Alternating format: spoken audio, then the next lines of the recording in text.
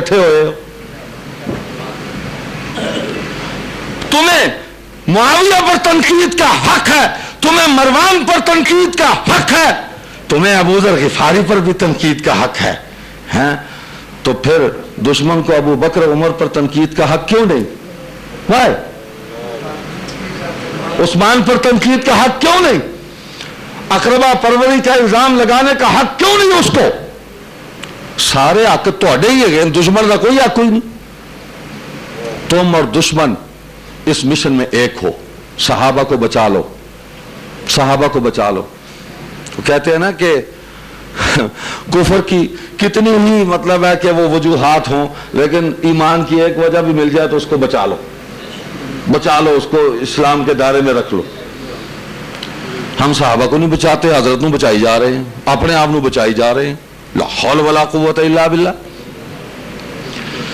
یہ حضرت عثمان رضی اللہ تعالیٰ عنہ کو جو قتل کرنے والے تھے نا، یہ تمیمی تھے،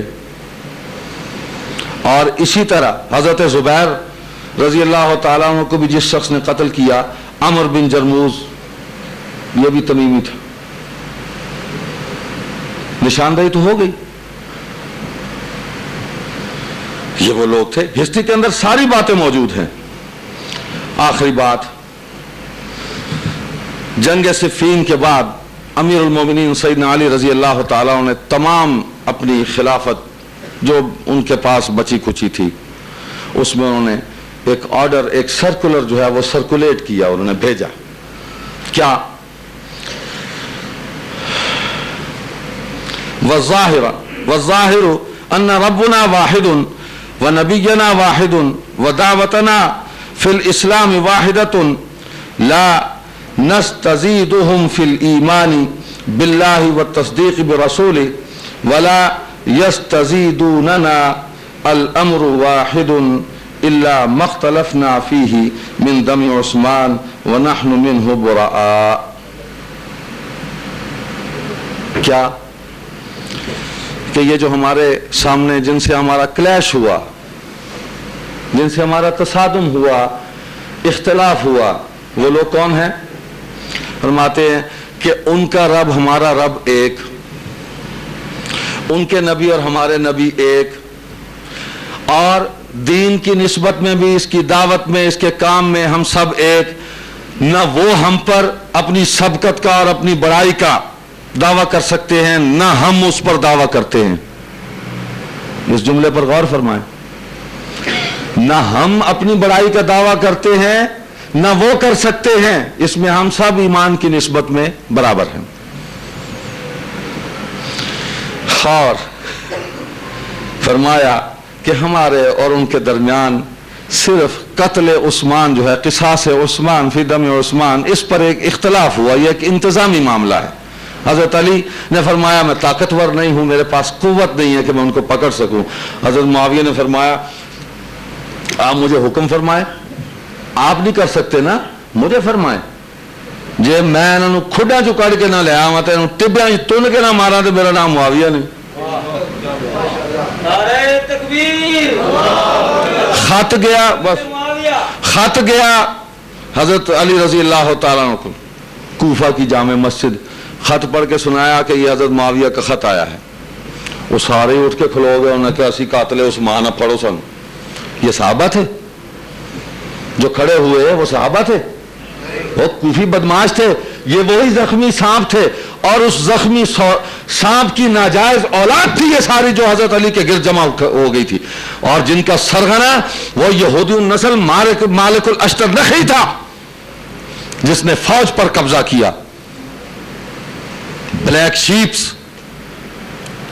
اس نے فوج پر قبضہ کیا، کیموفلاج کیا ہوا تھا انہوں نے، اور وہ کھڑے ہو گئے کہ ہمیں معاویہ کو ہمیں پکڑے، نمازیں حضرت علی کے پیچھے پڑھتے ہیں اور قتل عثمان کا اقرار کر رہے ہیں۔ یہ مسلمان منافقین تھے، نہیں لکھا ہوا البدایہ میں، نہیں لکھا ہوا طبقات میں۔ دلی دے انے تے کانے راجے، ایک اکھ بند، سامنے قطب مینار سی، وہ کانے لیا کھڑا کیتا، انہیں ویکھیا وہ کیا بات ہے، قطب مینار بڑا سونا جی، انہیں ایک بندہ پچھوں آیا, انہیں ہاتھ ہتھے رکھے اباؤٹ ٹرن, انہیں پھیر کے وہاں کے پھیر لے آ کے کہنا کمال ہے وہ دلی والے, ابھی مینار ادھر تھا ابھی ادھر کر دیا. وہ اپنی آنکھ کا قصور کوئی نہیں, اکھوں انہاں دے نام نور دین, دلی والے کا کمال ہے. سنا ہے کہ دلی میں الو کے پٹھے رگے گل سے بلبل کے پر باندھتے ہیں. دیکھیے حضرت علی فرماتے ہیں کہ میں قتل عثمان سے بری ہوں. ہم نے قبول کر لی ان کی بات.